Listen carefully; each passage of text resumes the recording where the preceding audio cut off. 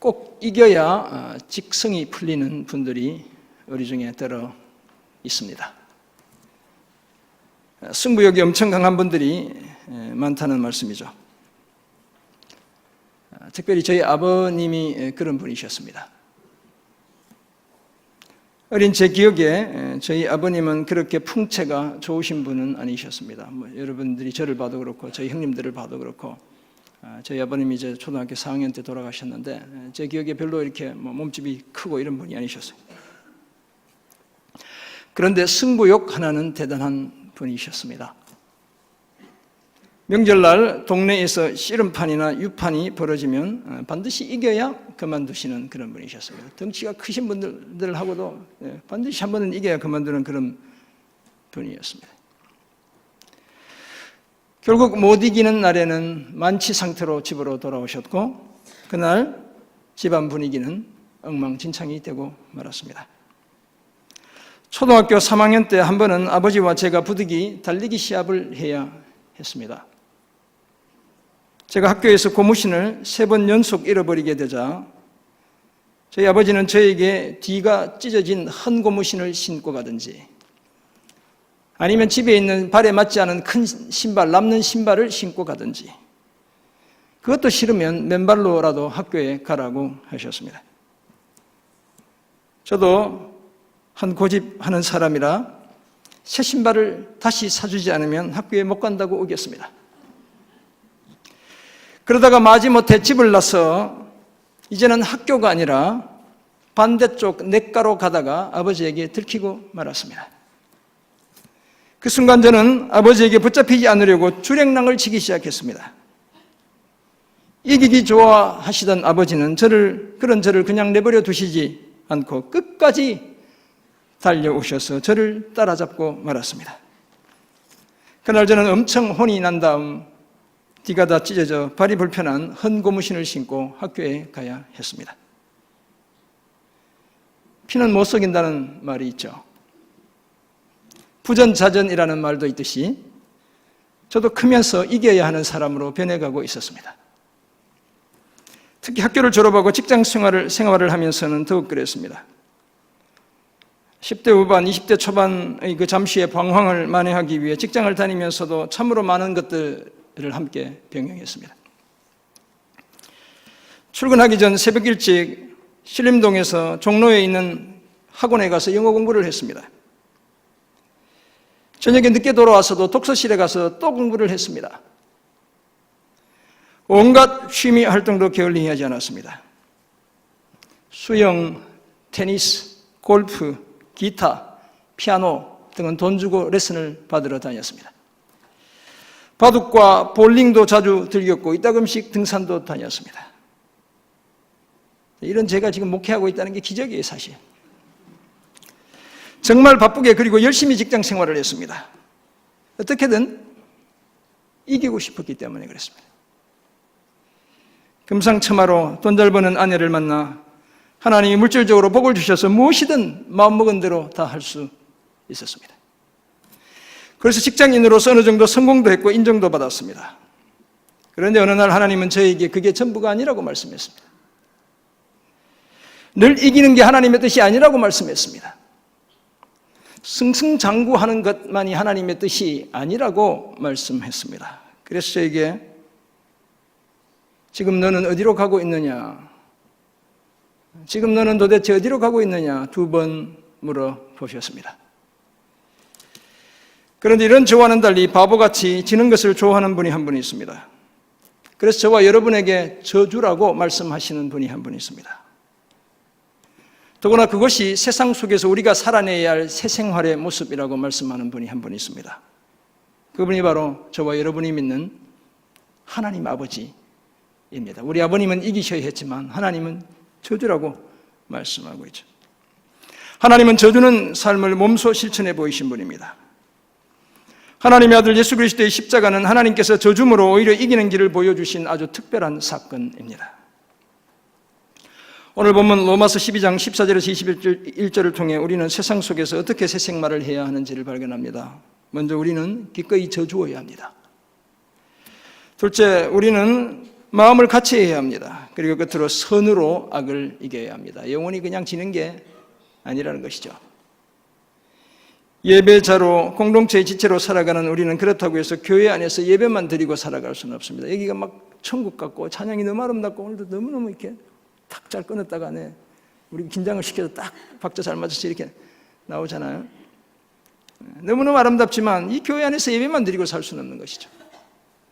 세상으로부터 고립된 채 독립된 생활만 하며 살 수도 없습니다. 그런 예배적 소수의 사람들도 있죠. 수도원에 들어가서 그렇게 살아가는 분들. 그렇지만 우리 대부분은 세상에서 부름을 받고 세상으로 보냄을 받은 예수님의 제자들이고 복음의 증인들입니다.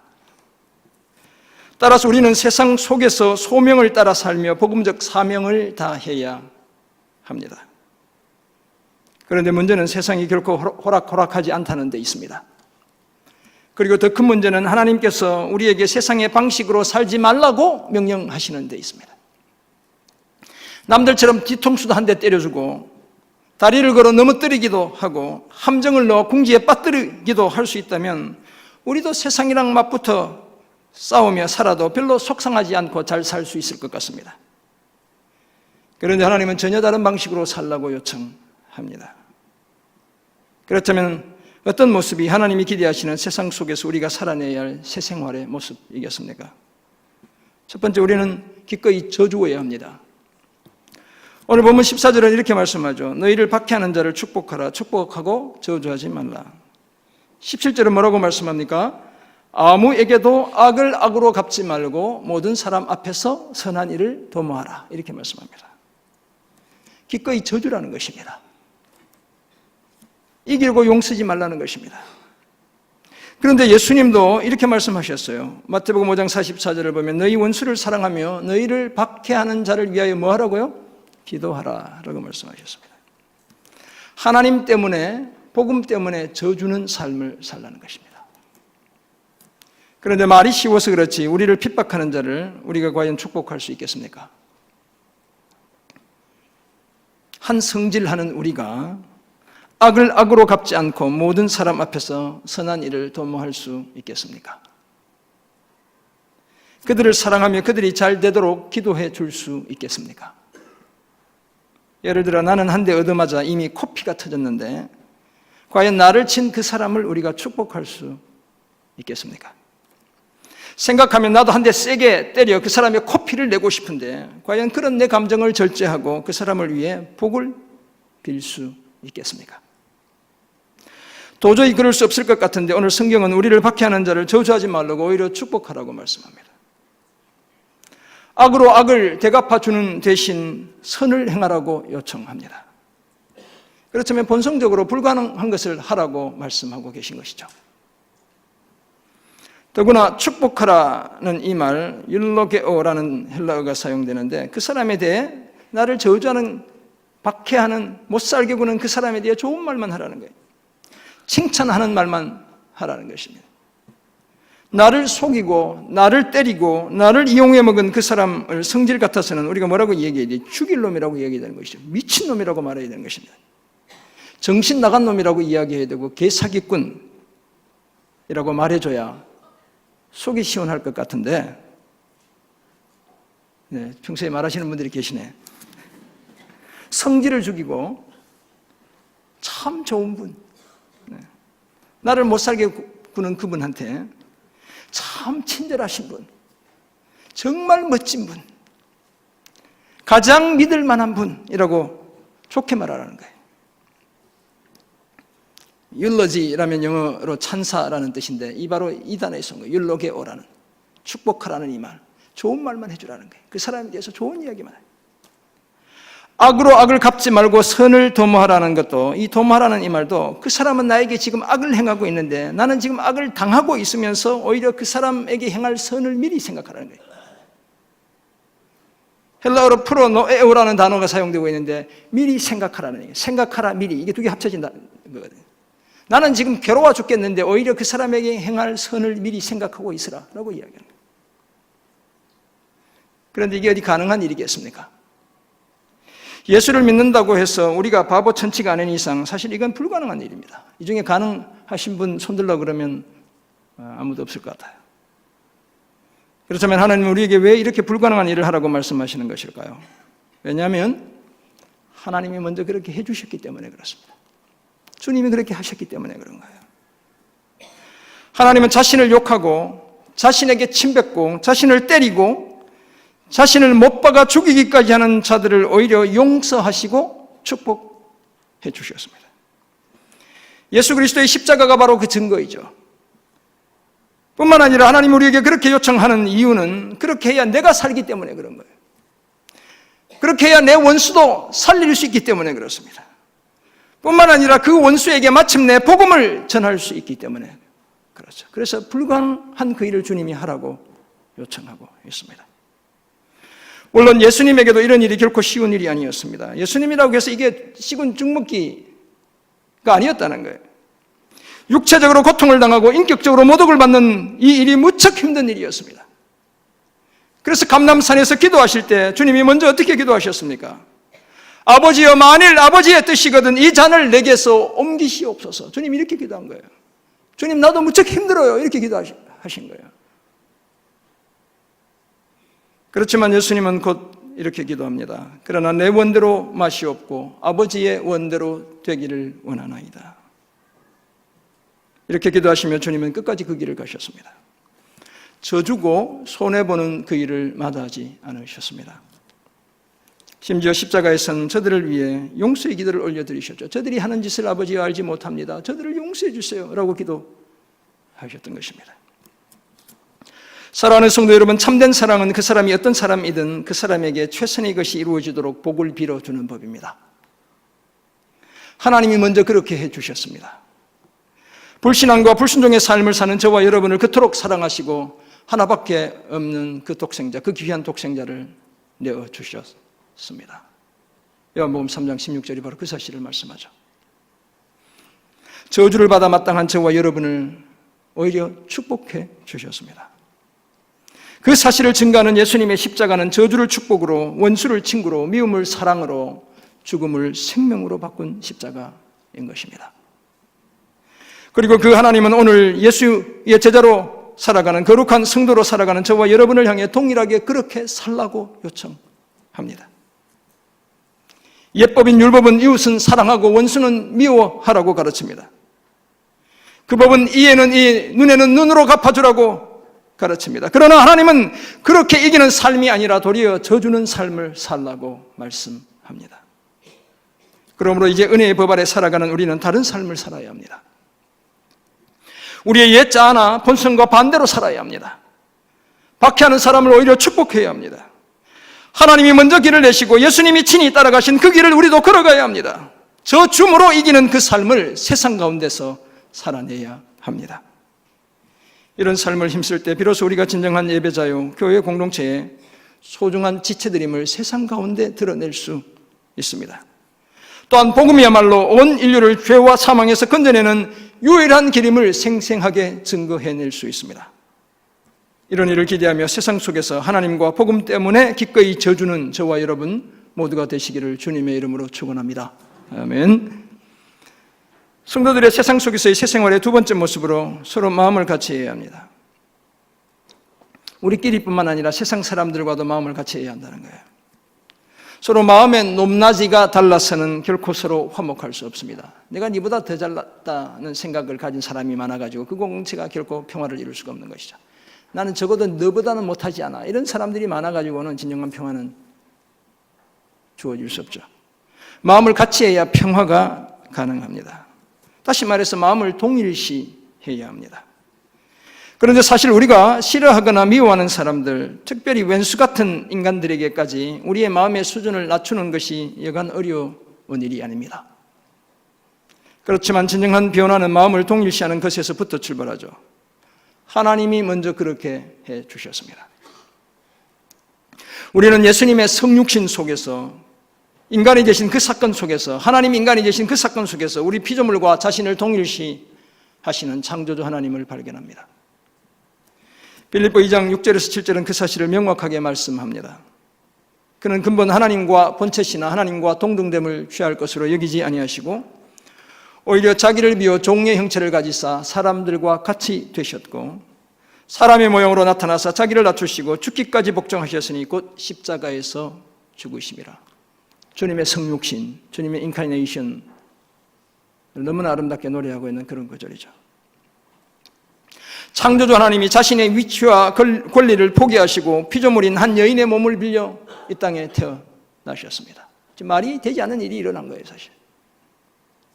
전능하신 그분이 인간의 연약함과 한계 속에 갇혀 지내시고 죽음까지 경험하심으로 그 마음을 우리와 같이 해 주셨습니다. 그래서 우리를 체휼하시는 분이시죠. 주님이 몫으로 사실 때 그냥 장롱 하나 멋지게 짜져 이렇게 말만 하면 나무들이 막 와서 못질이 되고 그냥 만들어진 게 아니죠. 나무를 켜고 톱을 켜고 대패질을 하고 못질을 하고 망치를 잘못 쳐서 피멍이 들게 하고 그렇게 만든 거예요, 주님이. 이것보다 더한 동일시는 이 땅에 존재하지 않습니다. 그러므로 예수님의 성육신과 십자가는 동일시의 표본이고 모델입니다. 그리고 이 사실을 전하는 것이 바로 그리스도의 복음이죠. 그래서 바울은 오늘 본문 15절 16절에서 이렇게 당부합니다. 즐거워하는 자들과 함께 즐거워하고 우는 자들과 함께 울라. 서로 마음을 같이 하며 높은 데 마음을 두지 말고 도리어 낮은 데 처하며 스스로 지혜 있는 체 하지 말라. 그리고 18절에서는 할 수 있거든 너희로서는 모든 사람과 더불어 화목하라 라고 말씀합니다. 물론 즐거워하는 자들과 같이 즐거워하고 우는 자들과 같이 우는 그 일이 박해하는 자들을 축복하는 것보단 쉽게 보입니다. 쉬운 일처럼 보이는 것이죠. 그러나 가만히 우리 자신을 돌아보면 그것 또한 만만치가 않습니다. 누가 나보다 잘 되면 진심으로 축하하기보다 괜히 식이 나고 배가 아픈 것이 우리의 미성숙한 본성의 모습이에요. 우리말에 사촌이 논 사면 배 아프다는 말이 괜히 있는 게 아니죠. 그 반대도 마찬가지입니다. 누가 나보다 못하면 측은히 여기긴 해도 마음 한켠에서는 우리 어떤 생각이 있어요? 그렇게 사니까 그 모양 그 꼴이지 이런 생각을 하는 거예요. 비통한 일을 경험한 이웃을 바라보면 물론 불쌍히 여기지만 우리 마음 한켠에 먼저 찾아드는 생각, 나는 그러지 않아 정말 다행이야. 우리는 이런 생각들을 하며 살아가죠. 그러면서 안도의 한숨을 내쉽니다. 어쩌면 누가복음 10장의 선한 사마리아인 비유에 등장하는 강도 만난 이웃을 그냥 지나친 제사장과 레위인이 어쩌면 오늘 저와 여러분이죠. 우리 중에 그렇지 않다고 말할 수 있는 사람이 과연 몇이나 되겠습니까? 우리는 이웃의 불행 앞에서 내 앞가림하기에도 시간이나 물질이 부족하다고 생각합니다. 괜히 엮여들었다가 나만 더 귀찮아지고 힘들어진다고 생각합니다. 여러분 가만히 한번 생각해 보세요. 이런 마음을 먹었던 적이 얼마나 많았는지. 그러니 다른 사람의 기쁨과 슬픔에 제대로 동참한다는 이 일도 결코 쉬운 일이 아니에요. 박해하는 자를 축복하는 것 못지않게 어려운 일. 그럼에도 함께 즐거워하고 함께 울고 마음을 같이 하고 화목해야 한다고 말씀합니다. 영적 교만과 우월감을 가지고 세상을 바라볼 것이 아니라 하나님께서 눈높이를 낮추시고 저와 여러분을 바라보시듯 진정한 사랑의 마음으로 저들을 바라보아야 한다고 말씀하는 것이죠. 세상에 비천한 사람들과 우리를 동일시해야 한다는 것입니다. 하나님 없이 살아가는 저들의 삶의 한계를 이해해야 한다는 것입니다. 왜냐하면 그래야 저들의 가슴에 복음의 씨앗을 뿌릴 수 있기 때문에 그렇습니다. 사랑하는 성도 여러분, 그런데 오늘 저와 여러분은 과연 어떻습니까? 우리는 과연 어떻습니까? 다른 사람보다 무엇을 조금만 잘해도 우리는 은연중에 거드름을 피웁니다. 물론 안 그런 분도 들어 계시겠지만 만약 실력으로 자랑할 수 없으면 우리는 관계를 자랑합니다. 내가 이 사람은 알고 있다고. 뿐만 아니라 우리는 출신 학교와 출신 지역을 자랑하고 그것도 모자라면 돈을 자랑합니다. 우리는 큰 집을 자랑하고 좋은 차를 자랑하죠. 좋은 가방을 자랑합니다. 저희 아내는 저보고 속물이라고 그래요. 이제 속물이라고 카톡을 보내야 되는데 당신은 속물이야 이렇게 보내야 되는데 당신은 선물이야 이렇게 보냈어요. 그래서 제가 그래 맞아 나는 당신의 선물이야 땡큐 이렇게 제가 우리는 다 가방 하나 사달라고 그랬더니 가서 보고 놀래 받았어요. 그래서 저보고 보냈어요. 당신은 속물이야 선물이야 보내가지고 얼마나 감사한지 몰라요. 이제 그런 모습을 내려놓아야 합니다. 즐거워하는 자들과 함께 즐거워하고 우는 자들과 함께 울어야 합니다. 그래서 제가 저희 아내가 가방 아마 3만 원짜리 사준 것 같아요. 그래서 제가 메고 다닙니다. 자전거 탈 때 이제. 가장 마음이 여린 사람들과 우리는 마음을 동일시해야 합니다. 너무 잘난 척하지 않아야 합니다. 할 수만 있다면 평화의 사도가 되어야 합니다. 그래야 세상의 마음을 얻을 수 있습니다. 그래야 저들의 마음밭에 복음의 씨앗을 뿌릴 수 있습니다. 이 사실을 기억하고 세상 가운데 살며 마음을 같이해서 진정한 평화를 이루는 저와 여러분 모두가 되시기를 주님의 이름으로 축원합니다. 세상 속에서 새 생활의 마지막 모습, 오늘 본문이 말씀하는 마지막 모습은 선으로 악을 이겨 나가는 것입니다. 하나님은 사랑하는 자기 백성들에게 원수 갚는 것은 하나님의 일이므로 친히 원수 갚지 말고 하나님의 진노하심에 맡기라고 말씀합니다. 이 말의 첫 번째 의미는 네가 하나님이냐, 내가 하나님이다. 하나님이 이렇게 말씀하는 거예요. 네가 왜 하나님 행세하냐, 주님이 이렇게 묻는 것이죠. 또 이렇게 말씀하시는 또 다른 이유는 하나님께 원수 갚는 것을 맡겨드려야 악이 악을 낳고 죄가 죄를 낳는 악순환의 고리를 차단해낼 수 있기 때문에 그렇습니다. 뿐만 아니라 서로 대립하며 목숨까지 위협하는 과도하게 날카로운 정의의 칼날을 무디게 할 수 있기 때문에 그렇습니다. 마구 그냥 정의의 잣대로 찔러대는 그 칼날을 무디게 할 수 있기 때문이죠. 그리고 하나님의 공의와 사랑이 균형을 이룬 질서를 세상 가운데 세워나갈 수 있기 때문에 그렇습니다. 더구나 하나님은 모름지기 하나님의 자녀라면 원수가 줄이면 먹을 것을 주고 목마르면 마실 물을 주라고 하셨습니다. 오늘 보면 20절이 그렇게 말씀하고 있죠. 잠언 25장 21절 22절을 인용한 본문입니다.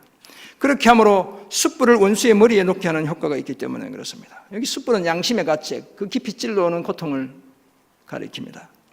친절을 베풀어 원수의 마음을 찌르는 양심의 고통을 안기게 되고 마침내 회개에 이르러 서로 쌓아놓았던 적대감의 높은 장벽을 무너뜨릴 수 있게 된다는 것이죠. 그리고는 오늘 본문 21절이 결론적으로 제시되고 있습니다. 사실 이 21절은 앞에 나온 14절, 17절의 반복이에요. 그래서 어떤 학자들은 14절부터 16절까지가 한 단락, 17, 18절이 한 단락, 19절에서 21절이 한 단락, 같은 내용을 반복하고 있다 이렇게 이야기하기도 하는 거예요. 뭐라고 얘기합니까? 악에게 지지 말고 선으로 이젠 악을 이기라고 말씀하고 있습니다. 여기서 이기라는 말은 니카오라는 헬라어에서 온 단어인데 군사용어입니다. 정복하라는 거예요. 확실히 제압하라. 악을 선으로 확실히 제압하라 라고 말씀하고 있습니다. 우리 스포츠 용품 회사 중에 나이키라는 회사 있죠. 바로 이 니카오에서 온 거예요. 니케는 승리의 여신이고 승리라는 이 말에서 따온 것이죠. 이기되 힘이 아니라 십자가로 이기라는 것입니다. 악으로 악을 이기는 것이 아니라 선으로 악을 이기라고 말씀하고 있습니다. 아무에게도 악으로 악을 갚지 않아야 하는 것은 악으로 악을 갚으면 전쟁에서 싸워보지도 않고 이미 진 것이나 다름없기 때문에 그렇습니다. 나에게 잘못한 그 사람을 내가 미워하면 악이 나를 이기는 거예요. 악을 이기는 유일한 길이 해를 끼친 그 사람에게 선을 행하는 것입니다. 그런데 만약 악과 악을 행하는 사람, 악인을 동일시하면, 악과 악인을 동일시하면 우리는 악인을 반드시 없애야 한다고 생각합니다. 그렇지만 그렇게 되면 악에게 좋은 일을 결국 하게 되는 것이죠. 악이 원하는 걸 하게 되는 것이죠. 우리는 자신도 모르게 악의 세력에 조종당하고 말게 됩니다. 그러므로 악을 행한 그 사람을 용서하고 사랑해야 악을 이기게 되는 것입니다. 그 거대한 세력과 맞서 싸울 수 있습니다. 따라서 악을 이기는 비결은 악을 행한 악인과 구별하는 것입니다. 악과 악을 행한 사람을 너무 동일시하지 않아야 악은 미워해도 악인은 사랑할 수 있습니다. 더구나 우리 그리스도인의 주된 목표는 무엇입니까? 용서하고 사랑하는 것입니다. 악인에게까지도 친절을 베푸는 것입니다. 그래서 바울은 17절에서 이미 아무에게도 악으로 악을 갚지 말고 모든 사람 앞에서 선한 일을 도모하라고 당부했던 것이죠. 항상 선한 것, 옳은 것을 미리 생각해야 한다는 것입니다. 그것도 이 사람 저 사람 가리지 말고 친구, 원수 따지지 말고 그렇게 하라는 것입니다. 그렇게 할 때 만들어내는 두 가지 긍정적인 결과가 있습니다. 첫째는 악이 우리를 침범하지 못하게 하는 것입니다. 내가 악에 지배당하지 않게 되는 것입니다. 둘째는 악이 더 이상 악을 행하던 그 사람을 주장하지 못하게 될 수도 있게 되는 것입니다. 세상은 악인에 대해 징벌적 손해배상을 요구하지만 성경은 오히려 축복하고 선을 행하라고 말하는 이유가 여기에 있습니다. 세상은 죄를 지면 감옥에 넣고 감옥에 가서 더 좋은 기술 배워와서 또 나쁜 짓 하고 또 들어가고 이렇게 하잖아요. 하나님은 오히려 선을 행하라고 이야기하시죠. 그래야 우리가 악에게 지지 않을 뿐만 아니라 선으로 악을 이길 수 있기 때문에 그렇습니다. 사랑하는 성도 여러분, 때로는 법보다 주목을 앞세우고 싶은 것이 우리의 솔직한 심정입니다. 그저 막 쏟아보고 싶죠. 네가 나한테 해준 게 뭐야? 이런 말, 여러분 부부 싸움하면 그런 얘기 안 합니까? 저는 한 것 같은데, 당신이 도대체 나한테 한 게 뭐야 지금까지? 이런 얘기 안 하시는 모양이네. 건강한 부부들만 다들 계시는구나. 성질대로 말해주고 싶은 것, 그것이 우리의 본성이죠. 내가 이렇게 고생했는데 자기 할 것 다 하고 지금까지 한 게 뭐야? 제가 듣는 말인 것 같기도 하고. 그런데도 오늘 본문은 3번이나 반복해서 선으로 악을 이기라고 당부합니다. 이기고 싶은 우리의 본성을 거스르고 오히려 잠시 저주라는 거예요. 겸손하게 마음을 낮춰 동일시의 삶을 살고 모든 사람과 더불어 화평을 이루라고 말씀합니다. 도대체 왜 이토록 이 사실을 3번씩이나 반복해서 강조하겠습니까? 그것은 다름 아니라 예수의 제자요 복음의 증인으로 살아가는 우리가 하나님과 복음을 위해 반드시 살아내야 할 삶이기 때문에 그런 것이죠. 그래야 민족과 열방의 가슴 속에 피 묻은 그리스도의 복음이 증거되고 마침내 복음으로 세상을 바꿀 수 있기 때문에 그런 것입니다. 그래야 여러분의 아내와 남편이, 여러분의 부모와 형제가 변하기 때문에 그런 것이죠. 이 사실을 기억하고 악에게 지지 말고 악으로 악을 이기지 말고 선으로 악을 이기는 새 생활을 이어가는 저와 여러분 모두가 되시기를 주님의 이름으로 축원합니다. 이런 삶을 살기 위해 우리가 구체적으로 실천해야 할 것 2가지만 말씀드립니다. 먼저 복음을 붙들고 성령을 힘입어야 합니다. 성령을 의지해야 합니다. 복음은 모든 믿는 자에게 구원을 주시는 하나님의 능력이라고 사도 바울이 로마서 1장 16절에서 말했습니다. 이 복음의 능력에 붙들리면 박해하는 자를 축복할 수 있습니다. 바울이 그렇게 살았죠. 스데반이 그렇게 살았습니다. 우리가 잘 아는 손양원 목사님은 자기 아들을 죽인 사람을 양 아들로 삼았습니다. 복음의 능력에 붙들린 거예요.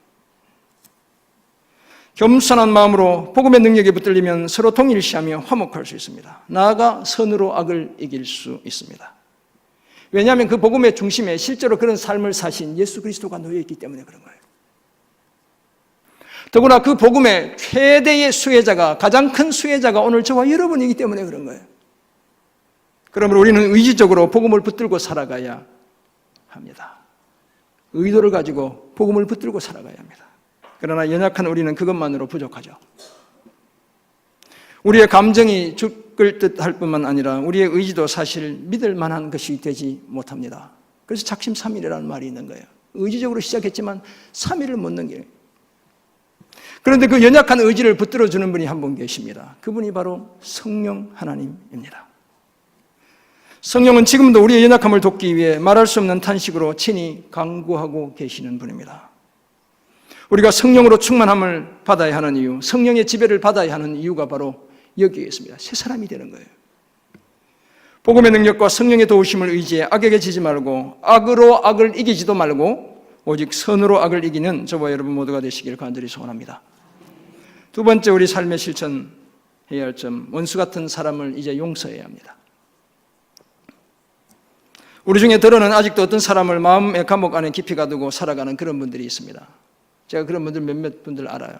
제 몰래 여전히 그런 분들도 많이 계실 줄 믿습니다.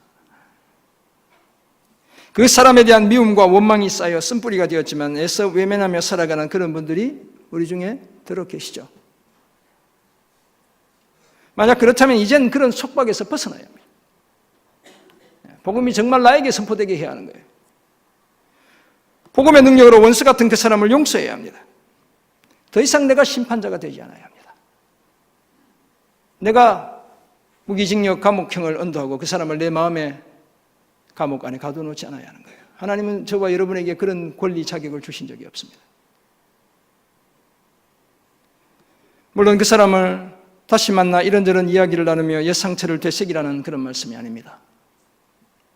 마음으로 용서하고 오히려 그 사람을 축복하는 기도를 올려드리는 것만으로도 충분합니다. 이것이 악에게 지지 않고 악으로 악을 이기지 않고 선으로 악을 이기는 길이죠.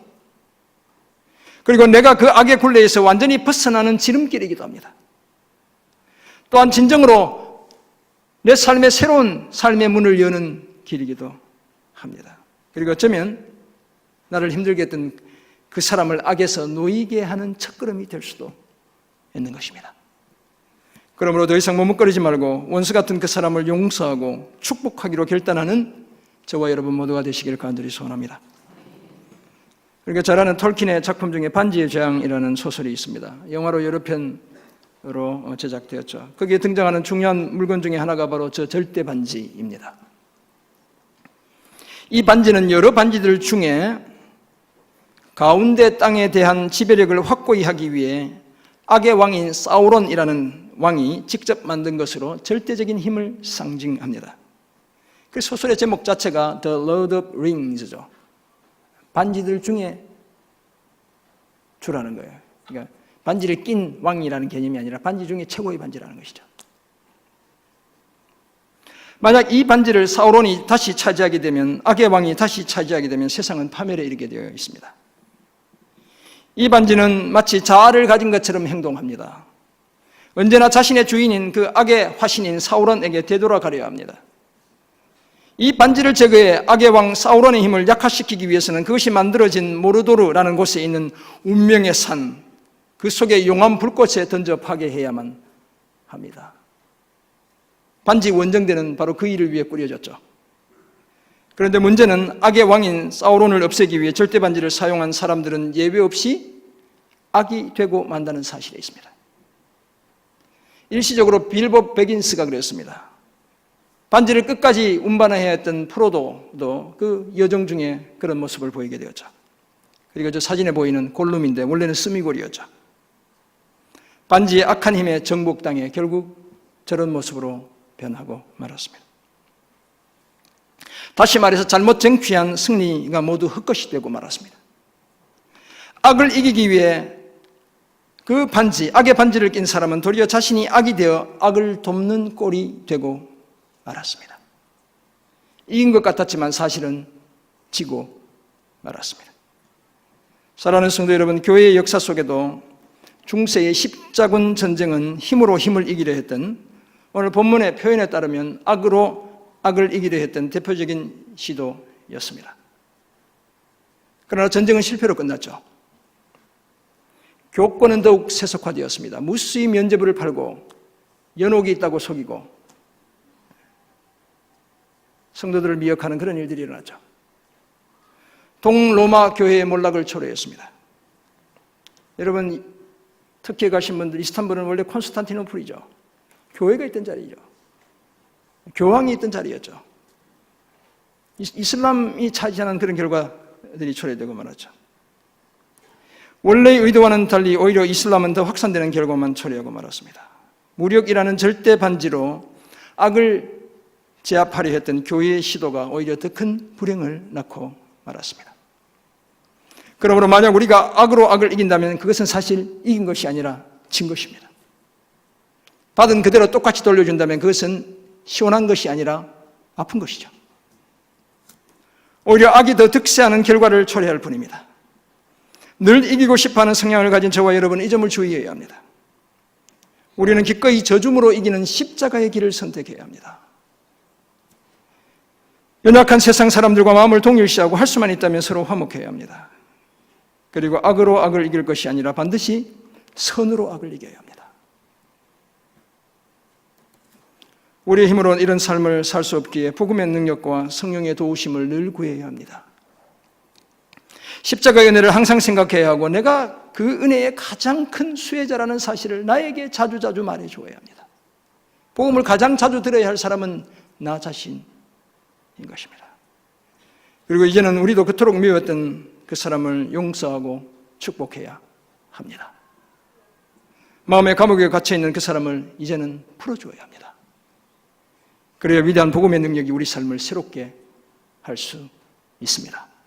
이 사실을 기억하고 세상 속에서 저줌으로 이기고 마음을 동일시하며 오직 선으로 악을 이겨나가는 복된 삶을 살아가는 저와 여러분 모두가 되시길 주님의 이름으로 축원합니다. 아멘. 기도하겠습니다. 하나님 아버지, 오늘 우리에게 주신 소중한 말씀들을 기억합니다. 빛으로 소금으로 살게 하시되 주님이 가신 그 십자가의 길을 따라가며 살아가는 저희들 되게 도와주옵소서. 지대 십자가로 이기는 우리 되게 도와주시고 세상의 가장 연약한 자들과 우리 마음을 동일시하며 저들의 마음밭에 복음의 씨가 뿌려지게 하는 주님의 사람들 다 되게 도와주옵소서. 마침내 선으로 악을 이기게 하시고 주님의 나라 왕성하게 이 땅에 임하게 하시며 주님의 재림은 앞당겨지는 은혜와 축복 우리 모두에게 허락해 주옵소서. 감사드리며 존귀하신 예수 그리스도의 이름으로 기도드립니다. 아멘.